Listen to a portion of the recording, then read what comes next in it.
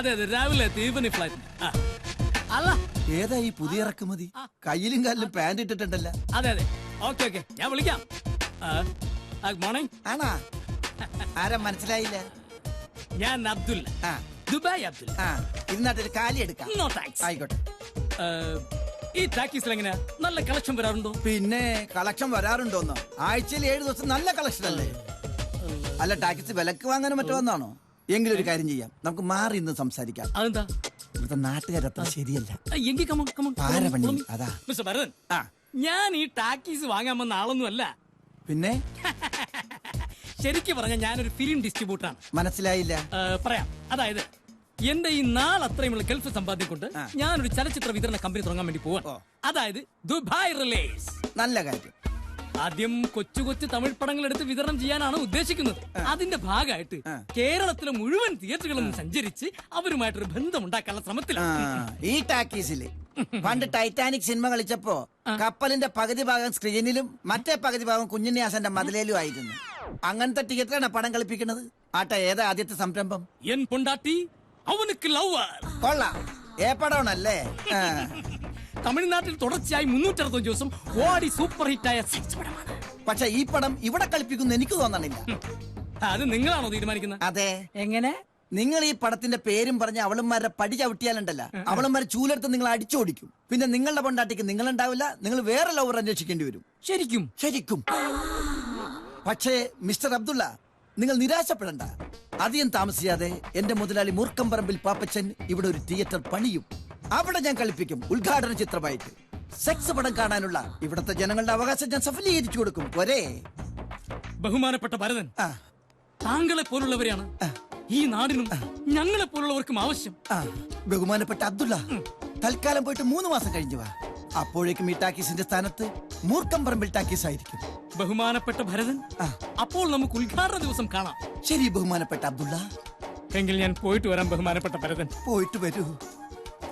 ഞാൻ കണ്ടില്ലായിരുന്നെങ്കിൽ ബഹുമാനപ്പെട്ട അബ്ദുള്ള അവളന്മാരുടെ അടിയും കൊണ്ട് ടൈയും കോപ്പും ഇല്ലാതെ ദുബായിലേക്ക് തിരിച്ചു പോകേണ്ടി വന്നേനെ. പാവം. എന്റെ നാട്ടുകാരനായ ഉണ്ണികൃഷ്ണല്ലേ ഇവനെന്താ ഇവിടെ? സിനിമ തുടങ്ങാൻ സമയമായില്ലല്ലോ. എന്തായാലും ഈ കൊല്ലത്തിൽ ഇവൻ എന്നെ കാണണ്ട.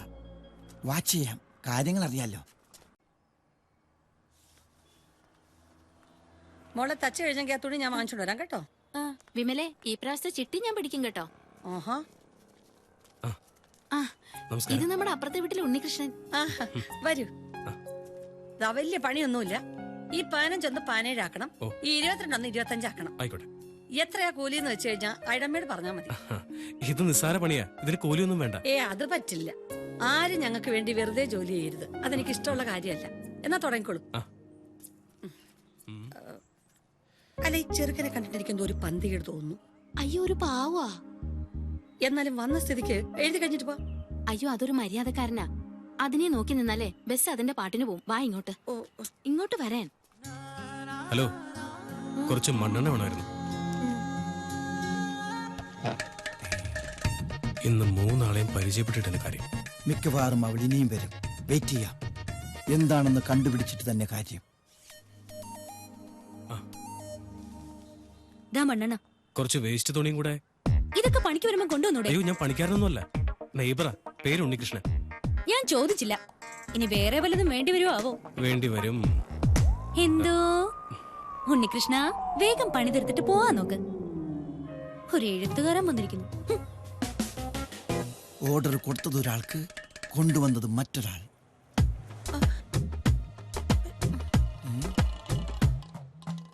അകത്ത് പോയവളെ കാണുന്നില്ലല്ലോ. ഇനി ഇവൻ അകത്തേക്ക് ചെല്ലാൻ വേണ്ടിയാണോ വെയിറ്റിംഗ്? രണ്ടിലൊന്നറിഞ്ഞ എനിക്ക് പോകായിരുന്നു.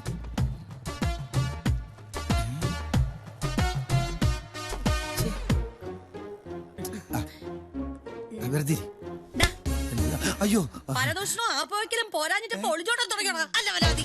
അയ്യോ അയ്യോ, എന്റെ കണ്ണിന് മുളക് പൊടി പോയേ. ആരെങ്കിലും വെള്ളം ചായോ? വിളിക്ക്. അയ്യോ,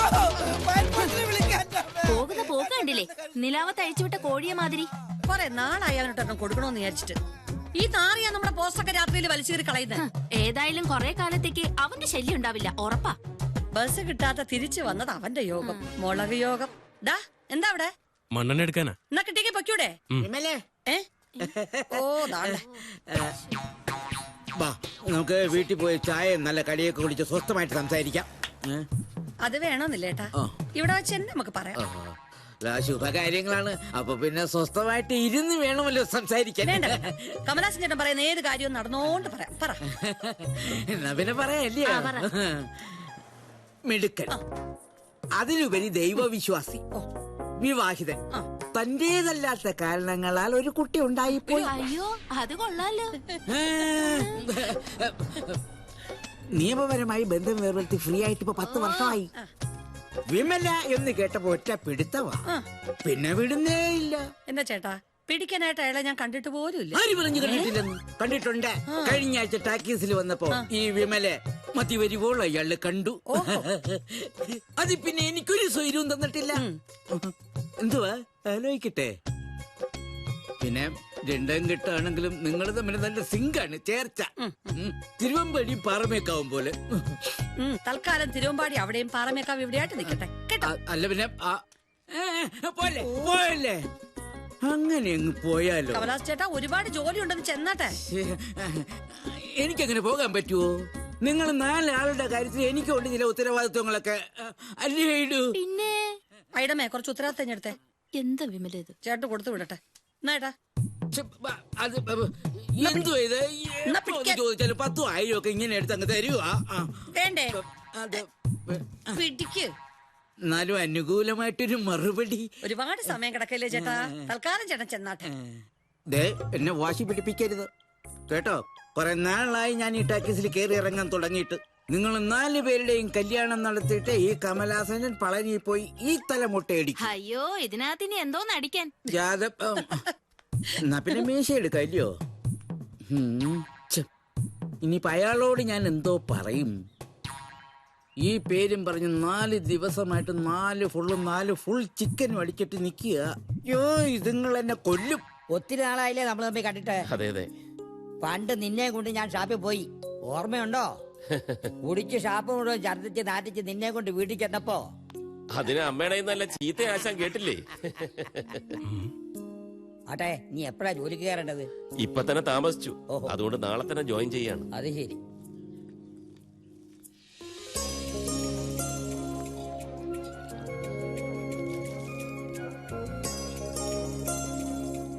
വേണു നാട്ടിലെത്തിയ വിവരം വിമല അറിഞ്ഞോ? ഇല്ല. ഇപ്പോഴും ഈ മനസ്സിൽ വിമലയാണെന്ന് എനിക്കറിയാം. ഒരു ഗ്രൗണ്ട് സപ്പോർട്ടായി. മനസ്സിൽ പരസ്പരം ഇഷ്ടമുണ്ടായിരുന്നിട്ടും ഒന്നിച്ച് ജീവിക്കാൻ കഴിയാത്തവരാണ് ഞങ്ങൾ. വിമലയുടെ മനസ്സറിയാവുന്നതുകൊണ്ട് ഞാൻ നിർബന്ധിച്ചതുമില്ല. വേണ്ട ആശാനെ, ഞാൻ പോവുക.